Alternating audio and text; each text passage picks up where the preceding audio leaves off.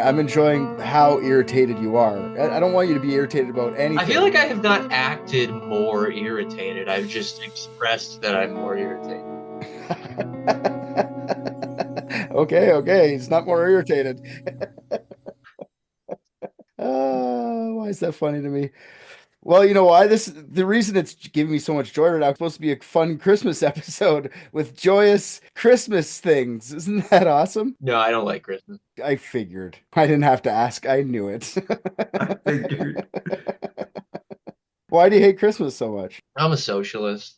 So you hate Christmas? Yeah. What? A jolly man giving out gifts for free That's what I was gonna directly say. It's into like your homes.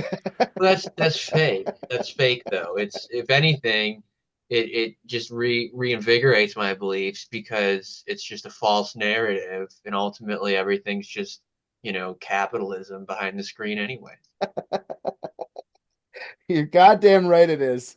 You're goddamn right it is. That's right. Well, guess what we're doing today? We're doing something that's stupid, and I kind of hated doing it, but I did it, so we're doing it. Did you guys like poetry? Huh? Rick, I know you like poetry. You recited poetry on the show before. Did I? I made you. I made you read fucking what's his nuts' poetry. I can't remember who it was. Like somebody from an old timey episode. Anyways, Call. it doesn't matter. Not. I put poetry somewhere around Christmas for me, I think. How much you like them? So you like Christmas a lot. So you mean you like poetry a lot? I don't like Christmas a lot. Why I'm like not? I'm a take it or leave it kind of guy. So you're like, if it would, okay, 10 is being like, What I love Christmas. in Christmas we get, we have like we're forced to buy shit for people when most of the time they don't want it. You have the horrible weather, right? I don't like Christmas music. I don't like Christmas movies. I don't like Christmas food. You know what I do like? I like drinking beer and I like eating hot dogs. 4th of July is awesome. We should just Wait, have 4th of July again. wait, what's Christmas food? Christmas food? Like Christmas food. It's like a crossover of Thanksgiving, but there's less emphasis on turkey, and I prefer turkey over like ham. Hmm. But yeah, that's what Christmas food is to me. And then like desserts, like all sorts of dessert plates with all sorts of dessert stuff. And well, and half the cookies, like everybody always tries to get creative with the fucking cookies. Make the good ones. Stop with these fucking like I don't know. I'm There's with just you. some cookies I've had that are like, bro, what are we doing? Yeah, What are we I'm with doing you. here? Chocolate chip me. You want to get real festive? Give me a good gingerbread. Other than that, stop getting way too fancy. I It's agree with not that. artistic to make a cookie look like Santa if it tastes like shit. I can do that too. It's gotta fucking taste good. Okay. I mean, like, should it taste like Santa? Is that what you mean? I think you have to pick a category. It's either going to be a really good cookie, oh, and it also looks like Santa, or true to life Santa. But none of this middle ground bullshit of it just looks like a fucking icinged up Santa and tastes like shit. That's what I'm saying though. Like, is it just because it doesn't taste like what it looks like? Is that your concern? Like, if the candy cane tasted like peppermint, and then like the stocking tasted like an old sock, That would and actually then be, Santa tasted like a sweaty fat bearded man. you're onto something. Peppermint cookies. You ever eat Bean Boozled? That reminds me of those jelly beans that taste like assholes, and you got to play a game like, yum, rotten cheese. Yeah, it's like that, except festive. Yeah, crumbles in your mouth. Yeah, and Santa's got to it's almost like a game where like he's got to pick the right houses just so that he doesn't accidentally get a plate of cookies that just taste like himself.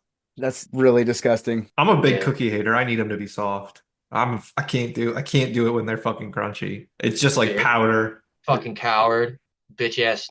Like the Chips Ahoy, if somebody offers me Chips Ahoy and they pull out a blue bag, I leave. I just leave. Okay. No conversation. It's not worth it. I know what type of person you are. Fucking Give me the baby. chewy or get the fuck out. You want a pacifier cookie? Weak tooth, I motherfucker. can't do the crunchy. I can't do Cut your crunchy fucking cookies. gums like a man. I cannot do it. You don't like a crunchy like peanut butter cookie? No, Instantly said no before I even finished what kind of cookie. I know what you were going for. I actually hate those peanut butter cookies. All my life, my mom made them, and I hated them. One Did day, you tell her she this? watched no. Well, I mean, she knew I didn't like them. I mean, as a kid, were you like, One hate day, these. she watched an episode of Oprah. May she rest in peace. Thank you, Oprah, for this. Is Oprah dead? She might be by the time people listen to this, but she She makes these regular peanut butter cookies, but then puts real, just like a dab of peanut butter in it and covers it, and they come out fucking soft as hell, and you get peanut butter in there. Favorite cookie now Okay. of all time, not just Christmas. Fucking Rick's poor mom, like on Christmas, he comes I home wasn't. and she's like, all right, I made everybody else ham and the regular Christmas foods. Rick, here's your cut up hot dogs and your cookie smoothie that I blended for you. Now I'd rather have a open cookie wide. smoothie than a fucking crunchy cookie. 100%. 100%.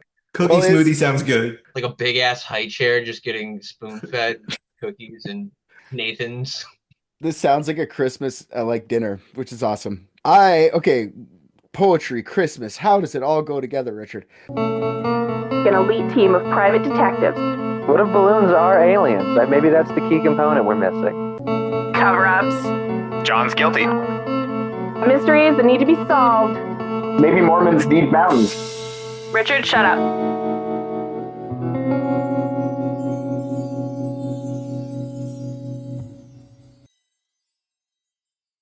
Okay, think of the most famous poem you could think of. Like, what do you know the words of? There's only one or two in the entire world where you know. The roads diverge one.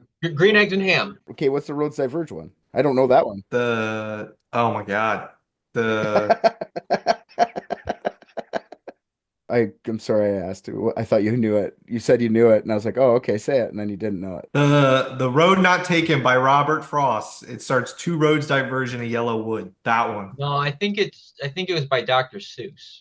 Do you know one from Dr. Seuss? Was I close? Did I get it? No. Oh. Yeah, it's called Hop on Pop by Dr. Seuss. Okay, how does it go, RJ?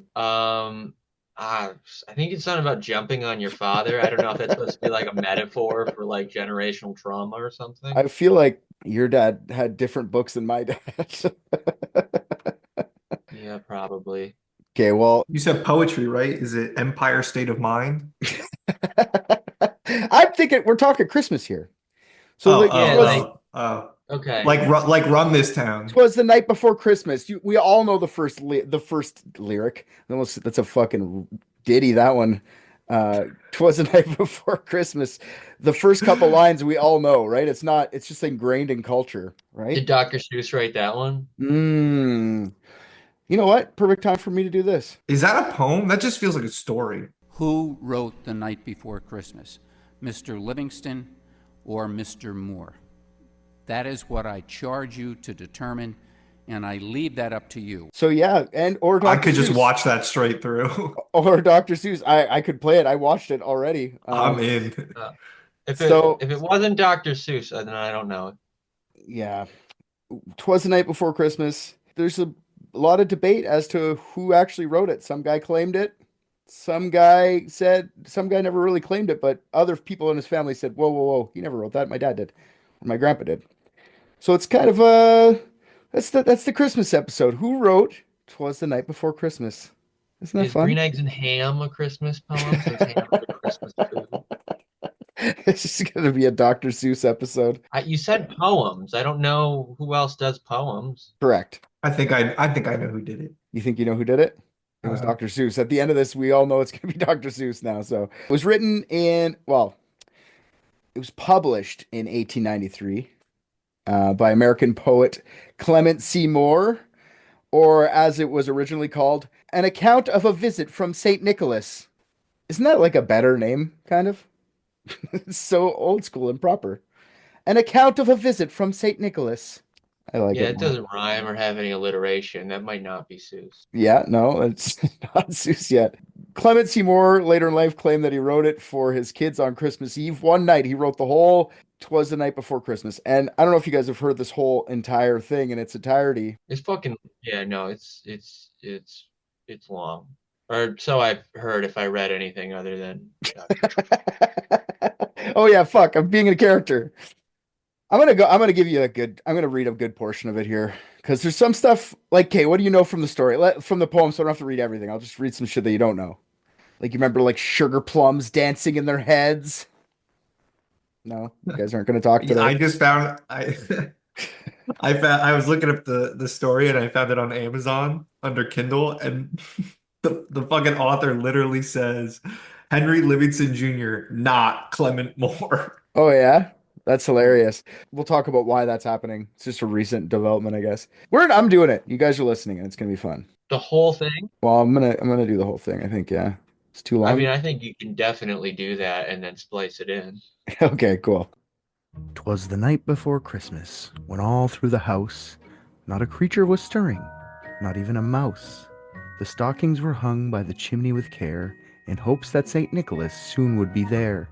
The children were nestled all snug in their beds, while visions of sugar plums danced in their heads.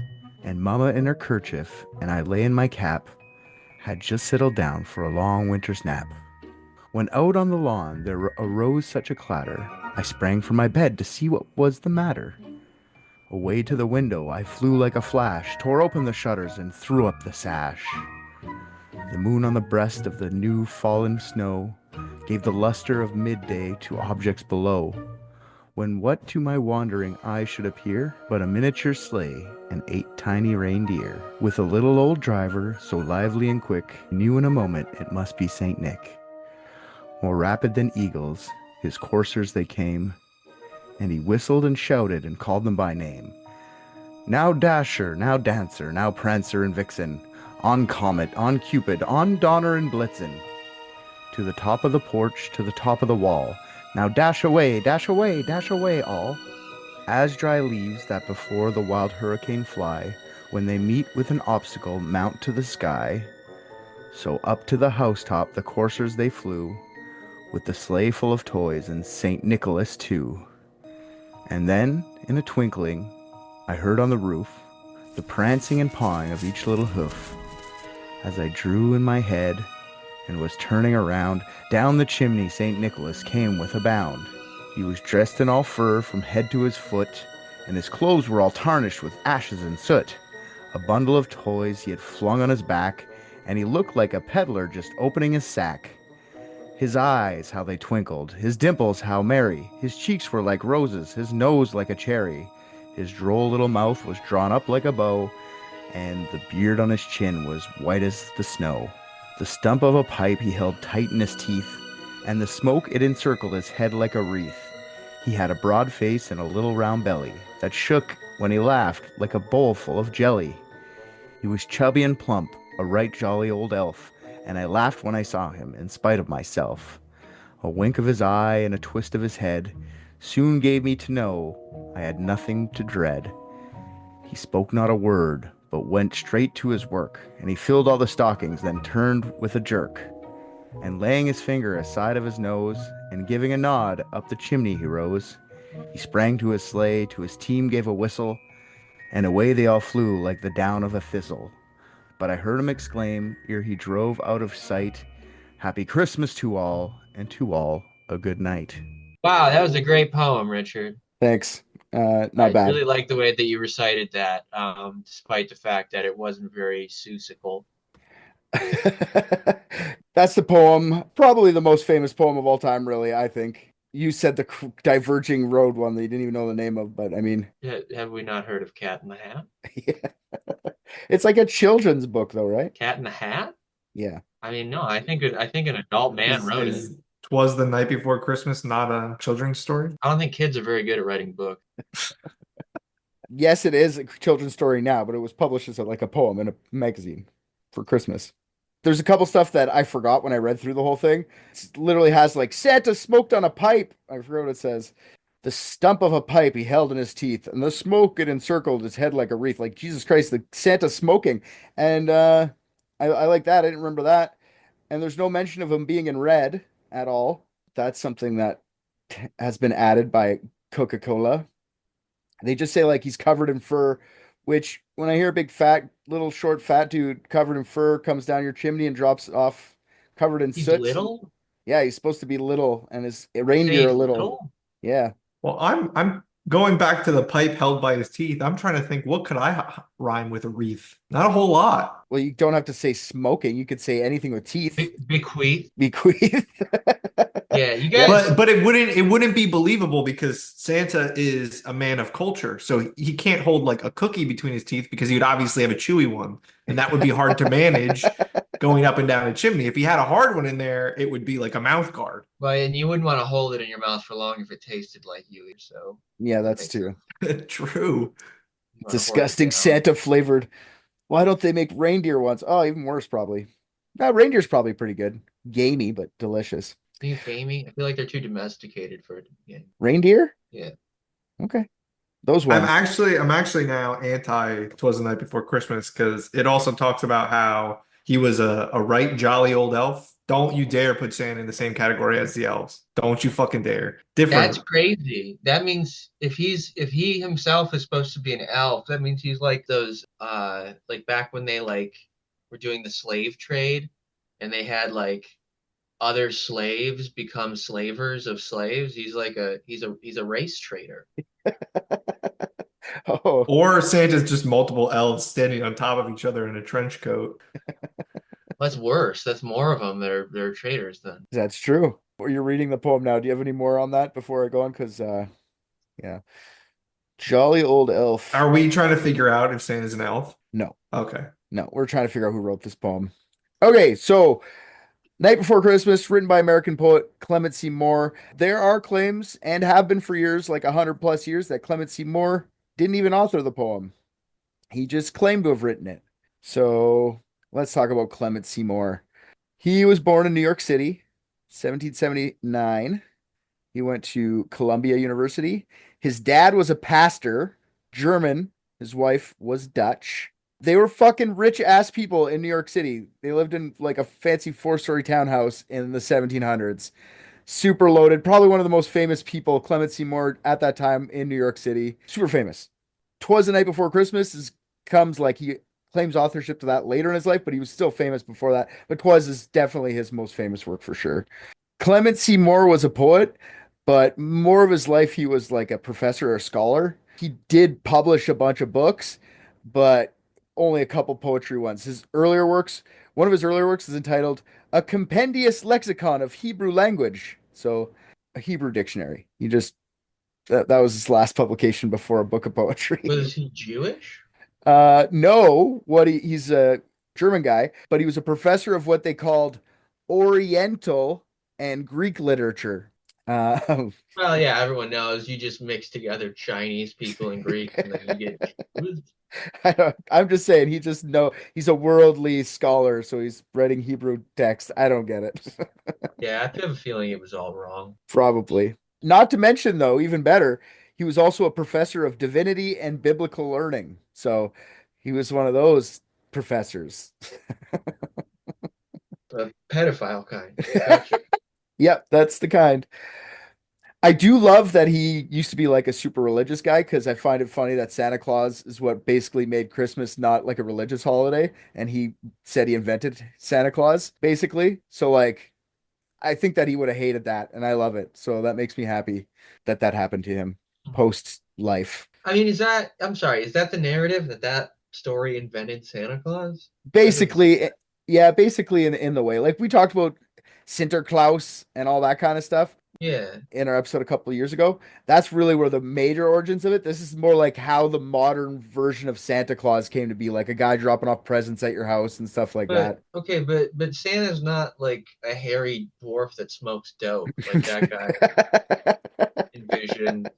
Well, if you look at Like, original, he invented something else. I don't know what that is. Santa's Like, evolved into what it is today, but that's kind of where it began in that. I guess you're right. I guess it's just not the same as it was. It just evolved to that. Now it's evolved maybe he's further. like Craig the druggy Christmas dwarf or something. I mean, he can take claim to that. Little druggy elf. You think he's smoking a pipe that's got weed in it? I mean, there's no way. I mean, in order to like do that like he's breaking into people's houses, he's probably stealing the copper pipes out of the walls. That's probably PCP then. It's like, whoa. Crack. Smoking crack. Santa's a crackhead. Perfect.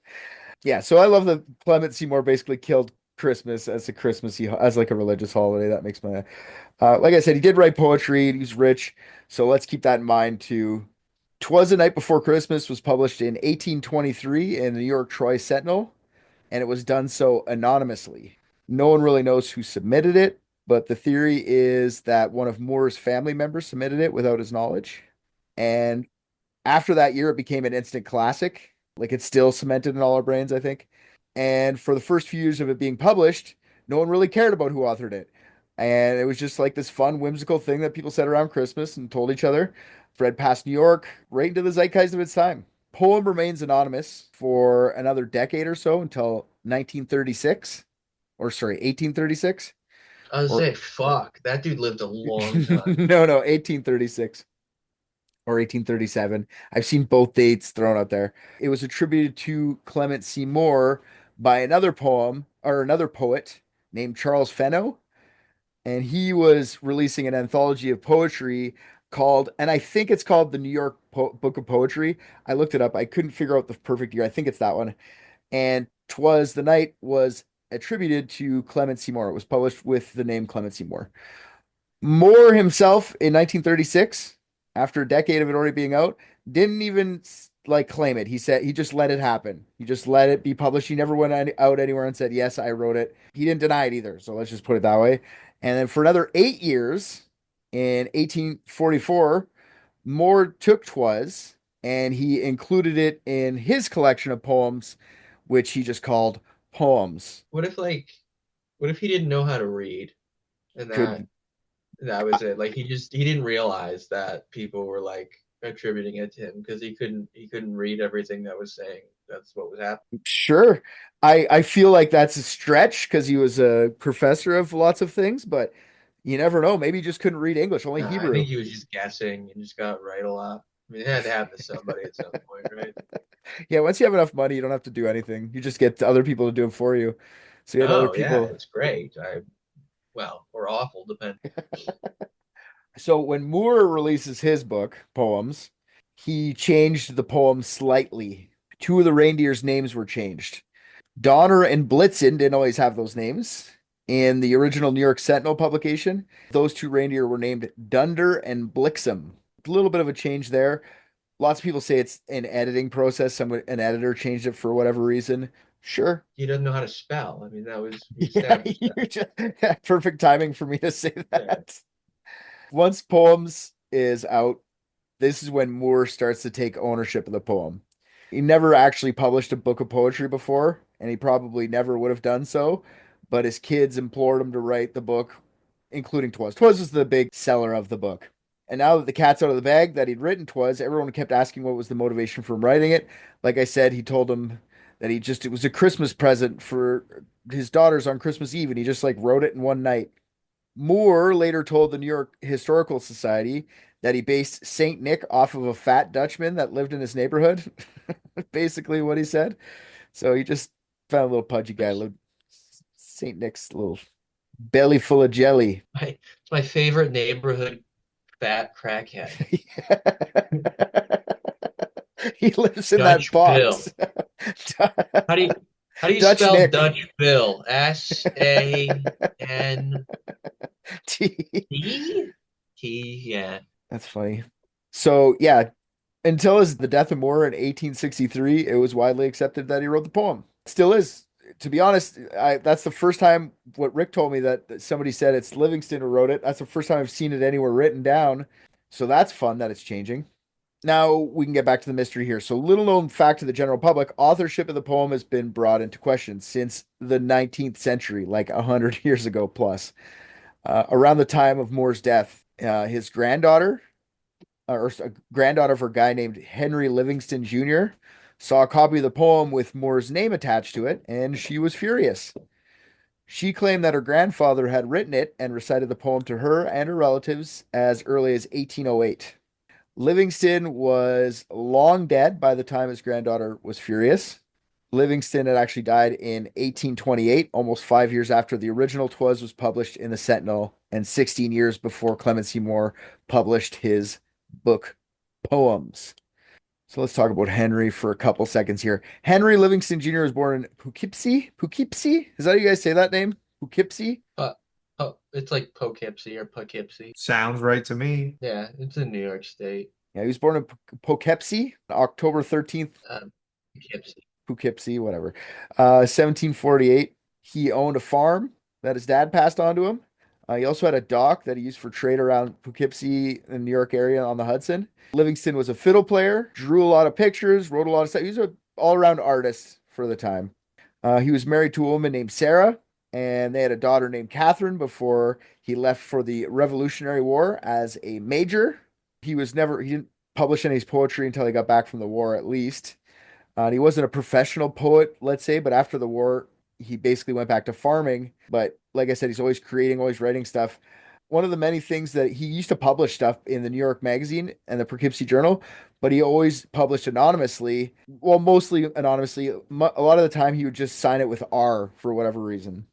Now, from what I understand, poetry and shit like that was submitted anonymously all the time in New York. I was looking that up, and it's like a super normal thing at the time. It wasn't like this big rare thing. So no one really thought twice of it by doing it. And a lot of people would claim poetry years after too, like Clement Seymour did. Most of Livingston's work wasn't published, though. Much of it's just like written in letters and notebooks that were kept to himself and his family members. When he got back from the war, his wife died only a couple of years into their marriage. They had 4 kids already. And then he married again and had another 8 kids with the second wife. So he had 12 kids. Honestly, all that doesn't matter. All it really matters is if he wrote the poem. So Henry didn't really want fame or fortune. He did write a lot of stuff. And that's why he put out the anonymous. He didn't want people to bug him. He just liked the farming life. But that's how this thing became like a little bit of a conspiracy that he wrote it because of the anonymity of the whole thing. Livingston died in 1828, many decades before claimed ownership of the poem. I already said that. But also, it was originally published only a few years before his death. He was apparently sick in the last few years of his life, the last 4 or 5 years. So his family took one of his poems and they submitted it for him because they thought it would be a nice tribute before he dies to get it like published. But whatever, there's no proof of that. Yeah, there's no evidence that Livingston and Moore ever met. So there's no way that like Moore could have like stolen it from him. But like, I don't know, it's the 1800s. It's not like they wrote down every single fucking thing they did. They may have met at some point. Poughkeepsie and New York City can't be that far away from each other. I don't know. I don't know New York State, but I looked at it Yeah, no, it's like a couple hours tops. in like horse buggy time, probably be like a half day ride or something. I don't know. Like how fast a horse go. But anyways, it's like still Moore family was fucking loaded. So they could have just had like a summer home in Poughkeepsie or whatever and just found it that way. Yeah, and especially like pretend he did steal it. It's not like he'd write it down. Stole another man's poem today from my own. Like, you know what I mean? Like he wouldn't have written that down, even if like if it did happen, he wouldn't have written it down. So the only proof, we'll start with the Livingston thing. The only proof the Livingston being the author of Twas comes from his family members. And when I say proof, I mean it like lightly. That's not really proof, I guess, if someone just says it. Lots of people believe a lot of untrue shit. But apparently Livingston's sons, Sidney and Edwin, along with their neighbor, Eliza, all claim their father had written the poem. They even said that they had the original poem with the edits. They had it for years. That is until Edwin claimed that he lost it in a house fire. So I have it, I promise, until my house burns down, and then I had it, I promise. They don't have that. In 1879, 5 separate lines of Henry's descendants all got together because they were all mad about this. Like, this took 20, 30 years for them to be like, we're all going to make this our grandpa's work. They all got together and they're trying to find proof. Nobody found anything. They just had stories with amongst themselves, family stories, which is whatever. Who needs proof, though? You know what I mean? Because in 1899, Henry's great-grandson, Sidney, published the first public claim of his grandfather's authorship. So this hasn't been new that somebody else, his grandson did it in like 1899. Fortunately, no one cared or listened. They said, give this fucking guy, shut the fuck up. Then in 1920, Henry's great-great-grandson, William Sturgis Thomas, started to become interested in the family stories, and he started to do a bunch of research into the claims of his ancestors. He published his research in the Dutchess County Historical Society yearbook, which was then published again in the Christian Science Monitor on August 4th, 1920. Again, no one really cared. No proof, just a jealous family. So then 80 years passes, and year 2000, on independent grounds, some professor named Donald Wayne Foster of Vassar College published a book called Author Unknown. He argued that after reading a bunch of works of Moore and Livingston, that Livingston is the more likely author of Twas the Night Before Christmas. Foster used linguistic analysis to back up these claims. 2016, McDonald Jackson, that's the guy's name, McDonald Jackson, English professor emeritus at the University of Auckland in New Zealand, wrote a book, Who Wrote the Night Before Christmas, analyzing Clement Moore versus Henry Livingston question. And Jackson used statistical analysis to come to this conclusion. He says that comparing both writing styles and contrasting the rates of using common words or phoneme words, phoneme pairs, words that differ by only one sound, he came to the conclusion that Livingston would have had to have authored it as well. He thinks that for Moore to have written the poem, he would have had to like slip into a style of writing that he just never displayed in any of his public works. And according to Jackson, to switch your subconscious writing style like this would have been super rare, if not impossible. He couldn't think of anybody else who'd ever done it. The authors are just going to move back into old habits writing. You need like a crazy editor to like ruin your entire writing identity. Jackson also argued that Moore was more of a moralist and a satirist. He didn't have like the verve and imagination and humor or whimsy that Livingston did in his poetry. Sounds like they're making all this shit up. Sounds like these linguistic guys are making shit up. Yeah. I agree. Yeah. But when you do start to look into other poems by these guys, like you kind of see how Livingston sounds more, just by listening to the poem, it sounds more like Livingston would have written this than Clement C. Moore. Because he has another poem called Beekman. It's about his brother.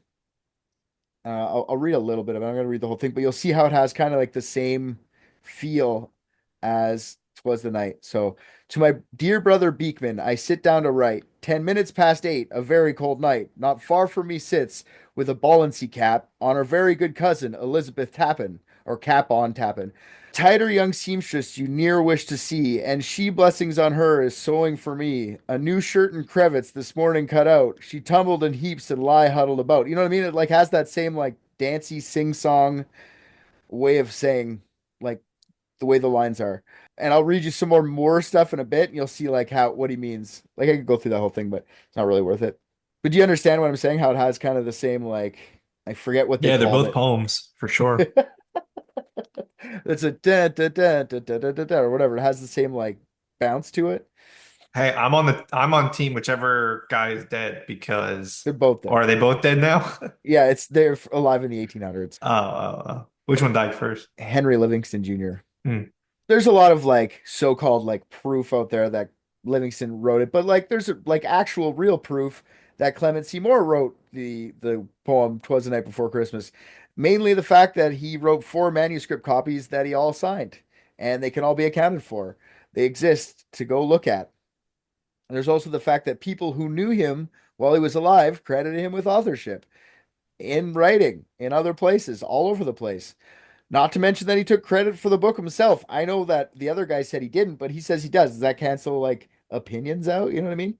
So there's been zero proof anywhere that Livingston actually wrote it, except for like the distant relatives. Some say that Jackson's statistical analysis of Moore and Livingston's writing is flawed. Like Jackson can just cherry pick a bunch of Livingston's writings to fit his narrative, and then he makes him look like you have to analyze the whole thing. I don't think the guy did all of it. He did a couple poems. This debate led to 2 different mock trials in Troy, New York, to determine the authorship of the poem. That was that little thing that I showed you off the starting. That was the judge of the second trial. The first was held in 2013 and ended in a hung jury. The second was in 2014, and the jury came to the conclusion that Livingston was in fact the author of Twas. This had a standing room audience, and there was over 500 people in the courtroom watching this. And it was a super weird thing to watch. It's about an hour, 46 minutes. Livingston and Moore both showed up from beyond the dead to testify on their own behalf. Elvis showed up. He started singing at some point, Blue Christmas, while the jury was deliberating. And there was a saxophone playing Santa Claus afterwards. So it's like a weird play. But they brought up lots of good factual points that it was hard for me to like dig into without watching this. So the Livingston side called up a real lady called Kathy Sheehan. She's the record keeper at the New York Historical Society or the City of New York. I couldn't hear her at first. They fixed her microphone, so it worked after. She testified that the person who sent the poem to the New York Sentinel was a guy named Daniel Sackett. Sackett was a Sunday school to the Moore family. Reading more about Daniel Sackett, this proves nothing either way. On one side of the argument says that when he started Sunday school for the Moore children, he had been Sunday school in Poughkeepsie first and got the poem there from Livingston. But the Moore side says that Sackett got the poem from Moore to recite it to the children after he was Sunday schooling for kids. So maybe Sackett submitted the poem, but where did he get it from? Can't really be proven exactly, either from Livingston or Moore. She said that Moore changed the names of a few reindeer in his 1844 publication from Dunder and Blixen to Donner and Blitzen. Moore was more of a Germanic person. He would have used the more Germanic name of Donner and Blitzen. Dunder and Blixen would have been more of a Dutch way of speaking, and Livingston was Dutch. And so this points to Livingston authoring this thing. Also, if you actually read it, Dunder and Blixen actually rhymes more with Vixen than Blitzen. Doesn't really rhyme with Vixen. Blixen does because it has an X in it. So it's it feels like that's probably how it should have been written to begin with. All the manuscripts that he wrote are all with Donner and Blitzen. So all those manuscripts could have been written after the original one was published in the New York Sentinel or whatever. Moore actually published another poem about Santa a year before Twas. It's called Old Santy Claus. And here's that one. So this is just a comparison of his Christmas poems. This is a different one he supposedly wrote a year before. Old Santy Claus. Old Santy Claus with much delight, his reindeer drives the frosty night, o'er chimney tops and tracks of snow to bring his yearly gifts to you. The steady friend of virtuous youth, the friend of duty and of truth. Each Christmas Eve, joys to comb, where love and peace have made their home. Through many houses he has been, and various beds and stockings seen.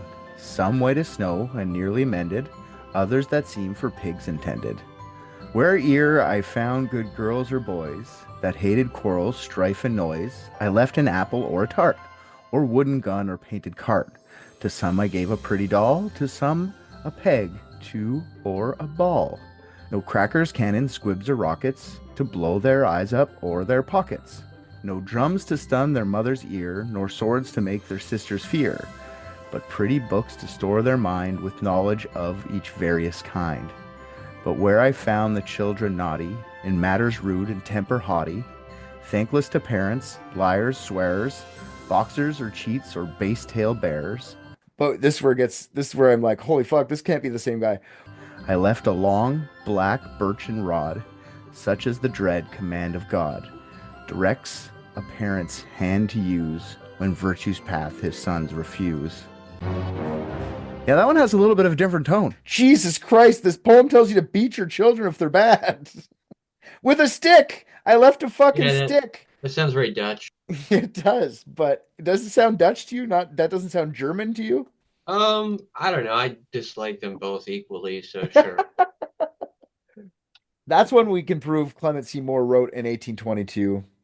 And it kind of, the whole feeling of that poem is way different than the Twas the Night Before Christmas. Twas the Night Before Christmas is whimsical and fun. This sounds terrifying. Be good or you'll die. It sounds more Germanic in a way. The German Santa Claus thing was there was Santa and then there was Krampus who'd come and punish the bad kids. This sounds like a Krampus comes and you know what I mean? It sounds more Germanic in that way to me, if that makes sense. This sounds like Clement wrote it. The other one's starting to sound more and more like Livingston. Whether or not there's any proof at this point, there's really not. But it sounds like it so far to me. Then Livingston Camp brings up Pam McCall, and she edited Twas the Night Before Christmas for a modern audience. She took out the part where Santa's smoking. So in future cuts of that, you're not going to get any Santa smoking. And she said people were fucking furious about it. She got a lot of calls from lots of people being like, you can't make Santa not smoke. And it's like, wait, isn't this was 2013. You figure people would be on board to get Santa not smoking, but he smoked crack. I know him. That's what did you call him? Homeless Bill? I thought it was Dutch Bill. Dutch Bill, yeah. That's Dutch Bill. Yeah, the crackhead. So this lady, Pam McCall, when she did the editing down of this, she did a lot of research on Clement C. Moore And when she heard about this whole rumor thing, she did a bunch of research on Henry Livingston Jr. And she found out that Moore, she claims he was a very pious, like very religious guy, which makes sense. And in one of his writings, he once referred to smoking as heroin's cousin. Oh, or sorry, what did he say? Opium's villainous, treacherous friend. Smoking to him would have been a sin. So for him to make Santa Claus a smoker sounded kind of far-fetched to her, even though she gave Clement Seymour the credit. She said, once I did a little research, she's like, I'm not 100% sure that Clement Seymour wrote this. In the handwritten manuscripts of the poem from just after it was released in the Anthology of Poetry, Donner and Blitzen are written. The first time it was published as Dunder and Blixen. Dunder and Blitzen means thunder and lightning in Dutch. I don't know why that's important to the whole thing. It's just real words, I guess. A lot of people fight back on the whole Dutch thing because Moore's wife was a Dutch lady, so she could have influenced him into like the Dutch spelling originally, and it would have gotten changed by editors when he put it in his book. That's how they escape or say that away. But yeah, many people think that Twas was submitted, like I said, as by his family to tribute him as he was like being very sickly and dying. All of this just to say, like, Livingston didn't give a shit about being famous at all. He even said it in a bunch of his writings. He didn't want to, his writings were just for his family and stuff like that. So really it doesn't matter if Clement Seymour wrote it or not. That's my real question at the end of this. Who gives a shit? Really, it's kind of nice that his family's really complaining about it, but the actual guy who wrote it didn't care and kind of just wanted to live in peace. So this is more of a scathing review of the fucking Livingston ancestors, I guess, at this point. I don't know what you guys, that's all I have for this, so I don't know what you guys have thoughts on this. Yeah, again, I thought the only person that wrote poems was Dr. Seuss, so I don't see why we're even discussing Okay. guys. Maybe we should just tell everyone it's Dr. Seuss who wrote it. I mean, like, it seems like the qualifications are to be, like, ignorant as fuck and some kind of, like, flavorful European, which I feel like Dr. Seuss qualifies, so... Do you have any comments there, Ricky boy? I think if we're unsure, we should just give the win to Oprah on this one too, because she had the top tier cookie. I think she deserves 'Twas the Night Before Christmas as well. I would just bundle them together. Rest in peace. I'm gonna play a little bit of Elvis at this trial, but I forgot Okay. we have a sponsor. I was gonna wait for you to be playing a video and interrupt it with that, but Oh, were you actually? yeah. Okay, let's do that again then. So here's the video. Here, I just want to show you some more of this trial, just so you guys can laugh a little bit, because it was a lot. Go deliberate. So, Richard, I think now's probably a good time. Don't we have a new sponsor? Oh God, right now? Okay. Yeah, Yes, don't this- pause the video. Just do the spiel. Be efficient. Leave the sponsor on as the. Well, yeah, I mean, that's the thing I think with most podcast ads that people don't get. It halts the show. What should happen is the conversation should continue between at least two other members of the team while the other third person does the ad reel. So that way it's just like you don't have to like kill the vibe of the show. It's happening at the same time. So it happens at the same time. I'm like old school, I guess. I kind of like. Do you never finish your spinach? Are your vegetable portions too big and your meat too small? Could you give two shits if you live past the age of 55?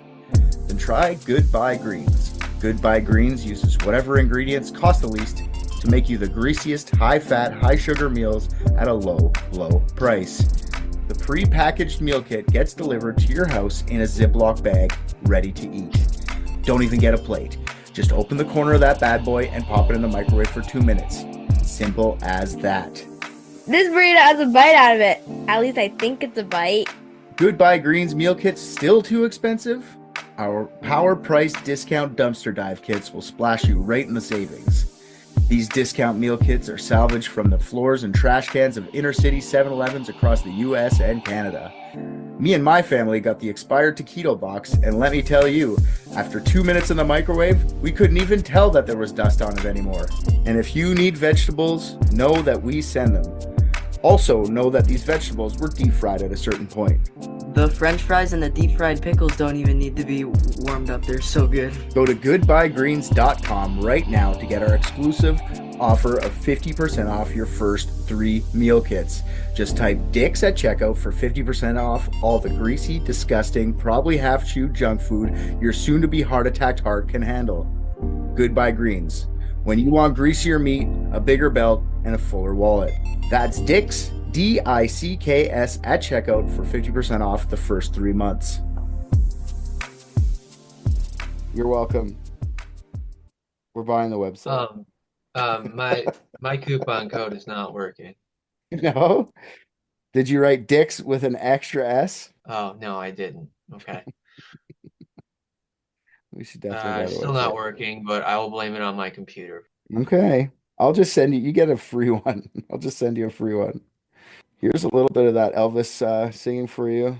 Like, we solve another crime by actually playing this right now, because now we know where Elvis was.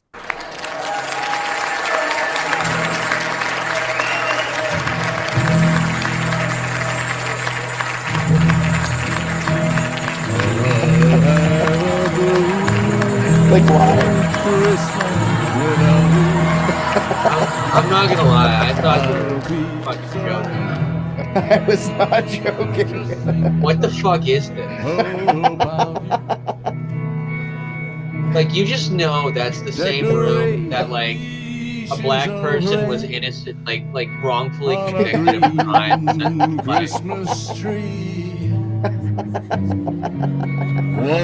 Because this is a real courtroom. They have like a stenographer. Everything. Yeah, exactly. Somebody's dreams were shattered in that room, or like there was like a rape victim crying 2 feet behind where he's standing. Like yesterday. Yeah. This is so fucked up. And they're so full of themselves. It's so funny. Yeah, that judge wearing the Santa hat just took a kickback and said it's going to jail. You think they sold tickets for this? Look at you, so happy. But I'll have a blue Christmas.